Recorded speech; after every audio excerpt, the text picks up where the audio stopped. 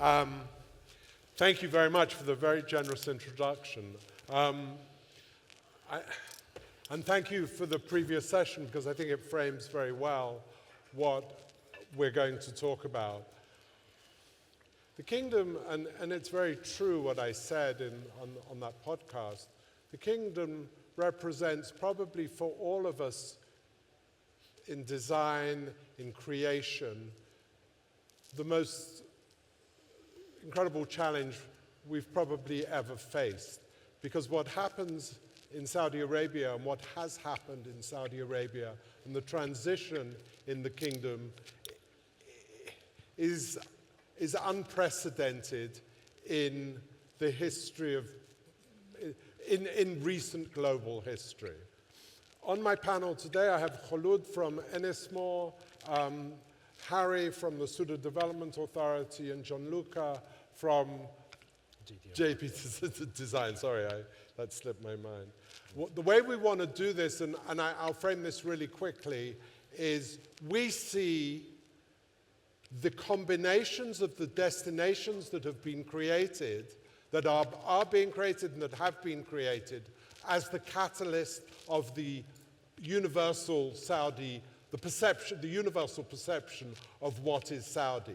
What happened at Neom, or what has happened at Neom, and particularly at Alula, and I'm going to ask Kholoud to talk about that, was an inspiration, not just for all of us, for Saudi Arabia, for the people of the kingdom. But it's the combination of these destinations that is creating the brand that is the future of the kingdom. Kholoud was very involved in the creation of Alula, and I'm going to ask her to just briefly share with us the inspiration, the creativity, the strategy, the governance that surrounded it, and how it came to life. Kholoud? Thank you very much for having me on this panel with such an inspiring panelist as well, discussing this subject that's very close to my heart. I was so fortunate to witness what happened in Al-Ula and the transformation that happened in the destination. And this happened through a very thoughtful process. It wasn't a simple tourism development project. So what happened is that Al-Ula really created a soul, a personality, and sense of place through human connection. And I think many of you in the rooms, if they visited Al-Ula, they felt the same when they went there. And how did they do that? Is through bringing the 200,000 years of history to life in each touch point in the visitor journey through a very thoughtful master plan that tells a story and brings people back to life, and through an amazing immersive journey. So you feel that you're immersed from the moment you enter the destination to the moment that you leave the destination. And I think one of the impactful things is that they created as well a futuristic project and assets. And one of them is Maraya, and it was inspired by the landscape, and the mirror reflect the nature and complement the nature of Al-Ula. And I think what I loved the most is the hospitality aspect of it. That's why I picked it as my career as part of Ennismore. And Habitat is one of the most important hotels in Al-Ula, entered the destination with a Saudi character, the Saudi design, and the small details in the inspiration of the design is inspired by Al-Ula craft. And the local ambassadors that they were hired from Al-Ula, they just want to show the best of their destination. So it was an inspiring journey in Al-Ula, and we've witnessed the change the past 5 years. And we're continuing that. We just opened SLS in the Red Sea, doing extremely well. And we have 2 Roxases in Jeddah, and we have 18 on the pipeline in Saudi Arabia. We're big believers of the vision, and I'm so proud to be part of this change and part of this country. As we see the current state of play, where we have Qiddiya, we have Diriyah, we have obviously the developments in the holy cities, we have Alula, we have other parts of the jigsaw puzzle that is the future of the kingdom coming together and being realized. As we crystal ball, as we think about the future, Harry, and I know that you're very involved with Asir, and the opportunity there is very much a part in terms of destination from the others. What other types of destination may we see growing? So are we talking only KSA or are we KSA, talking, we're So, look, macro KSA. Look, I want to approach this from the point of view of sustainability, but not your usual sustainability about growing trees and releasing animals, which is equally important to what I want to say. So these master plans or mega projects are very important for development companies like ourselves, okay, as learning points and learning experiences of how we build those world-class destinations in the kingdom. Okay, one of them is obviously Asir, but Soudah is not the only one. We have our brothers from the fellow PIF company, Ardara, and there's plenty more zones which are going to be activated, of which we cannot talk about in this panel, but you all know what I mean. And they're coming up, right? And they have one common denominator, which is the sustainability from, and I'm going to put my asset management hat now on, sustainability from a cash flow perspective, from a perspective that is linked to the returns of the owners and to the, certainly the returns of our fellow operators, right? Who are looking at their base fees and incentive fees so they can grow their pipelines, just like Kholoud said. So it is important to learn from these, from their experiences. It is important to understand what went well and capitalize on this. And it's important to understand perhaps what could have been fine-tuned and be given a better focus. And I see this happening also from our brothers in PIF, right? They're becoming ever more vigorous on items like, we started talking about occupancies and ADRs a few years back, but now they're focusing on RevPARs and GoPAR even, okay? And it's really important to see how they study the existing destinations and how they apply this to the ones which are coming up. But what will, maybe GianLuca or Kholoud, I can ask you this question. The master plan, the kingdom's master plan, has been formed, and the 2030 vision, which was created in 2016, is being realized. Does the future hold more destination, more different types of destination, different specific destinations, be it wellness, be it e-gaming, be it in whatever form? Does the future destination have a definition? What is missing? So if GianLuca? I can start, yeah, I think in terms of future destination, the kingdom is a blank canvas at the moment. So we, as a designer, as a developers, and as well as operators, we need to create that unique experience that will bring future vision into reality. And the opportunity that we have here at the moment is something that's a precedent, and there's such a vast opportunity that you can take in consideration. And of course, that goes also to like a personal level experience, which is creating a journey within the users to see what actually Saudi can give to them. Right. And as a designer, for example, we really take care about that experience, and whatever is surrounded by the context, the culture, the vision of the developers, as well as the identity of the operators, is what will bring together the future single experience of each people within the country and within the... Kholoud, if we take that and drive it a little further into specificity, or be a bit more specific about it, are we looking at destinations that will grow with a deeper focus, with a more experiential focus, sure, but with a deeper focus on, be it wellness, longevity, whatever that is? Yeah, I think to answer your question, I think Saudi is pretty much diverse in terms of the plans that we have. In terms of destinations, we have the wellness, we have the adventure, we have the sports across the kingdom.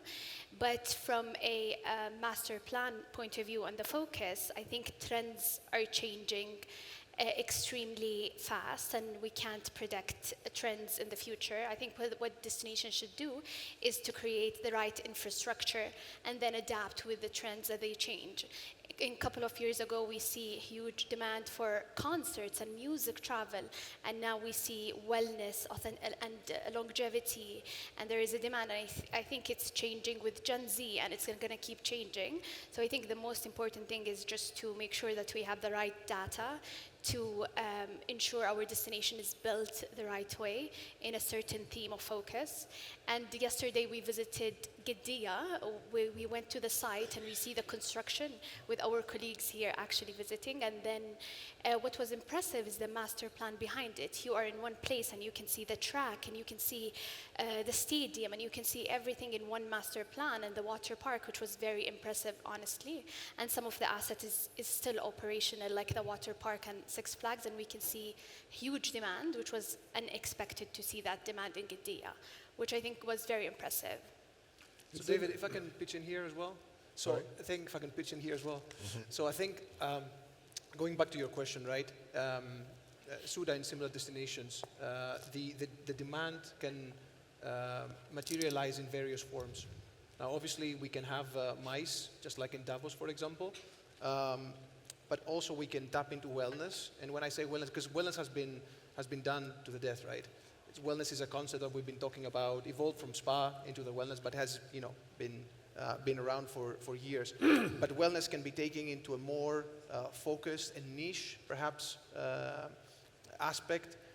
We can talk about high altitude tourism. Soudah is at 3,000 feet plus meters.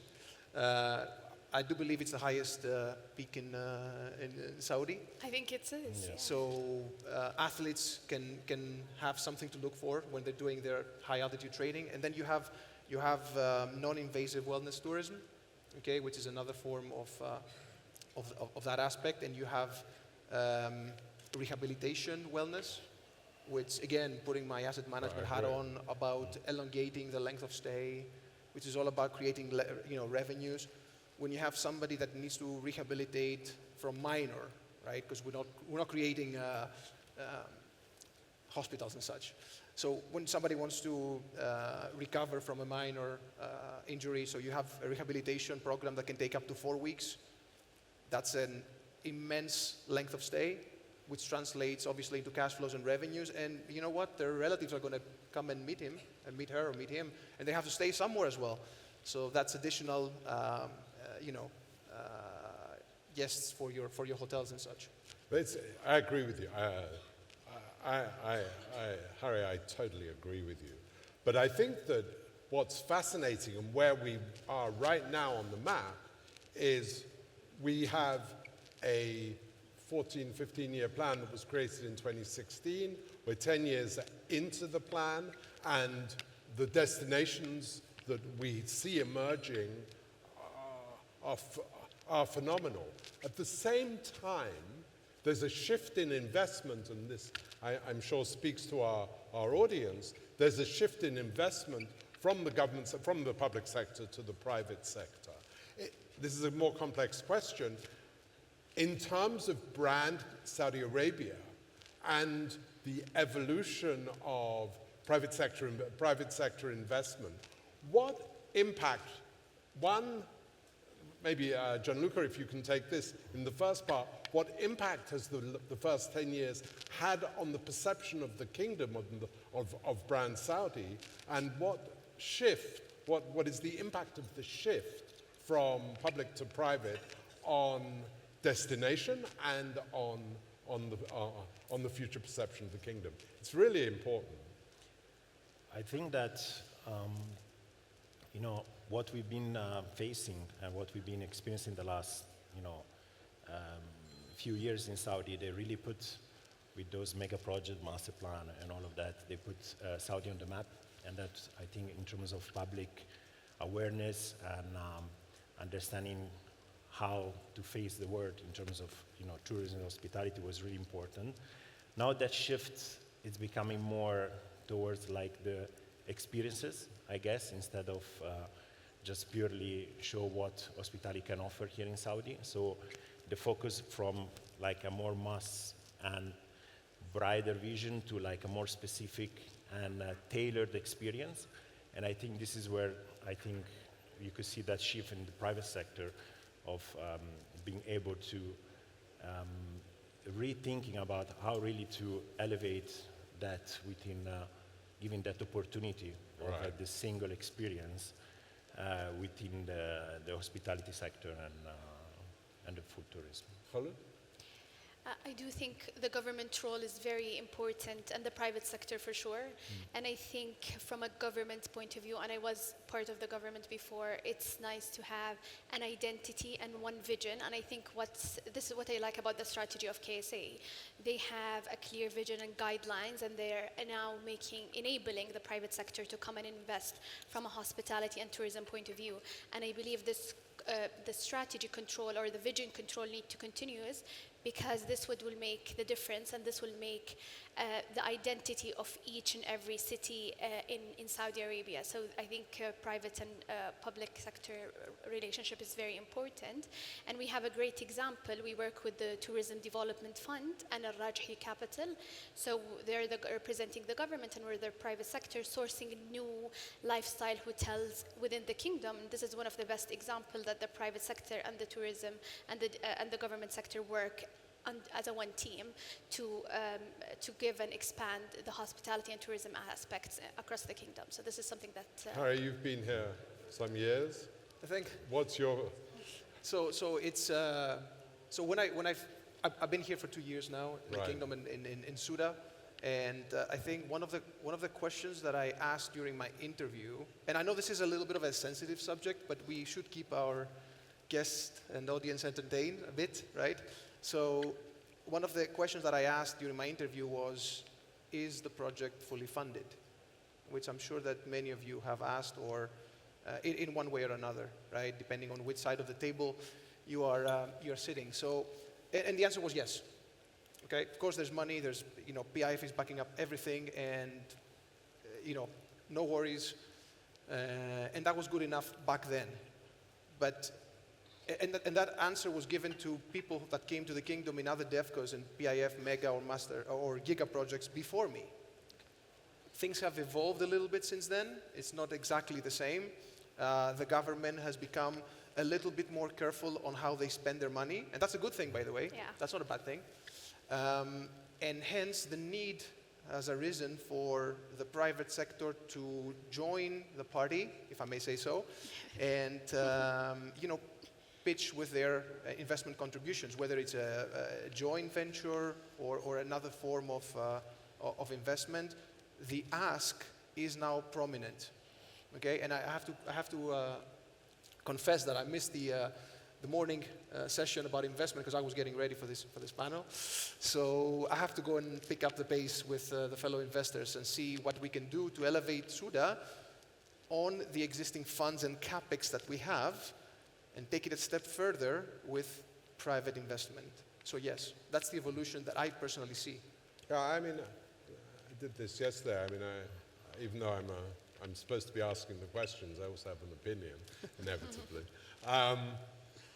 But it sort of goes back to what I was saying at the beginning, is that the jigsaw puzzle that's been created, which is when the larger pieces in the puzzle have been formed, and we all know what they are, and the combination of those pieces is creating a definition. And that definition is irreversible. It was His Royal Highness Prince Turki yesterday who was saying that we're not, everything is irreversible. We're going forward. The perception of the kingdom, and as a consequence of the destinations, but also obviously in the major cities, has not changed, or is only going forward. And that perception is one that will, sorry, I'm being attacked. That perception is one that will harness the future of the kingdom. As we go into the last few minutes of the session, I want to focus on one place. I want to focus on Asir. Everyone's been talking about Asir for the last I don't know, a couple of years.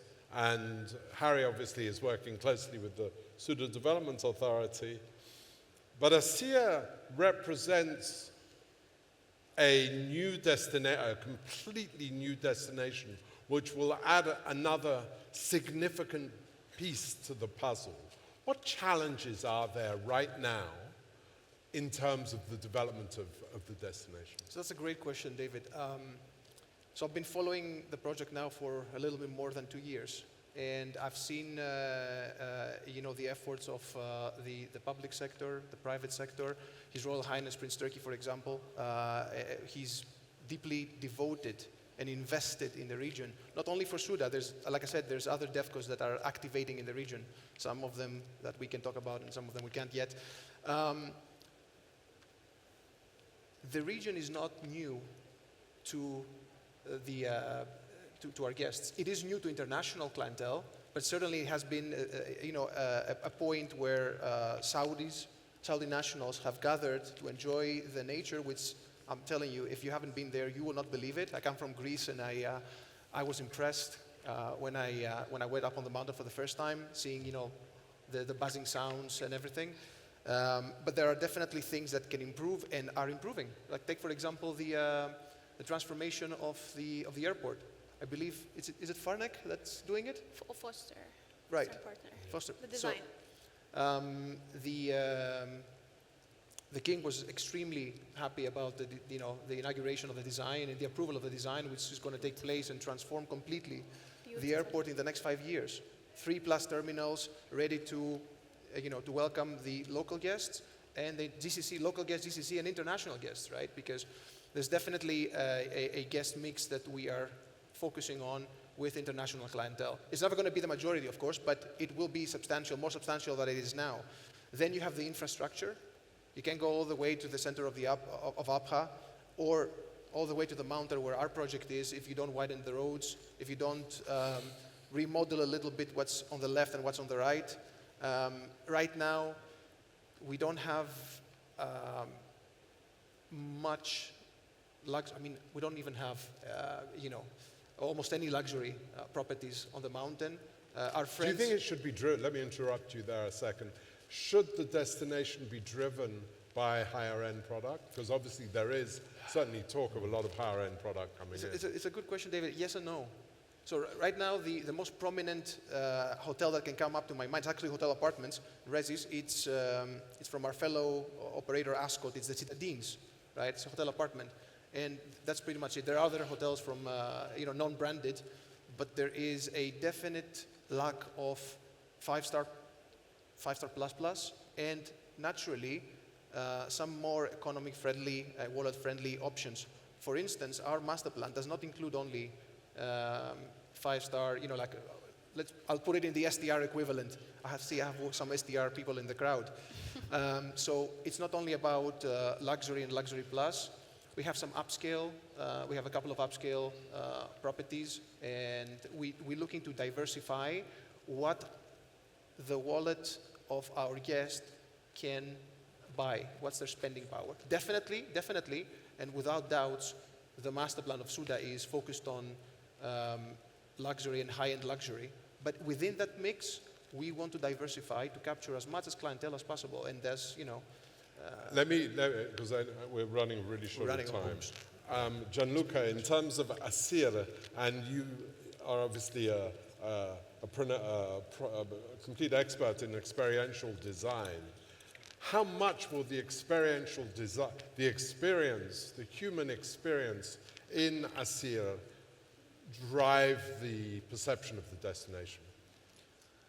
But I think what Harry just said, I think it's like a connector with how to bring the attention of people to be really elevate the experience within what the region is offering. So in terms of what can be offering to that is that really need to look into the emotional experience of each single user. And this can be translated in luxury experience, in natural experience that, as mentioned, like for sport-related, for example, activities and all of that, which really brings all together like a diversified experiences to the region. And this is Yeah, and this is what really I think will elevate the full aspect of Thank you. that. Kholoud, in terms of what Ennismore, what you guys are doing, so how much will you leverage experience? How much will you leverage the land? I think definitely one of the most important thing is experiences and creating and programming is in lifestyle hotels. So what we do in destination, we always bring the outside of the destination into the hotels. As an example, if the destination has an authenticity in certain culture, you will see it in the hotel, you will experience it. So definitely this is something, experience and storytelling and telling the stories is very important to us in our hospitality assets and brands. Ladies and gentlemen, we're unfortunately out of time. I could keep on talking about this for a long time, but I'd like to thank Kholoud, Harry, and Gianluca so much. Thank you so much for your contribution. Thank you, David. And Thank thank you you so all. much for listening. Thank you. Thank you.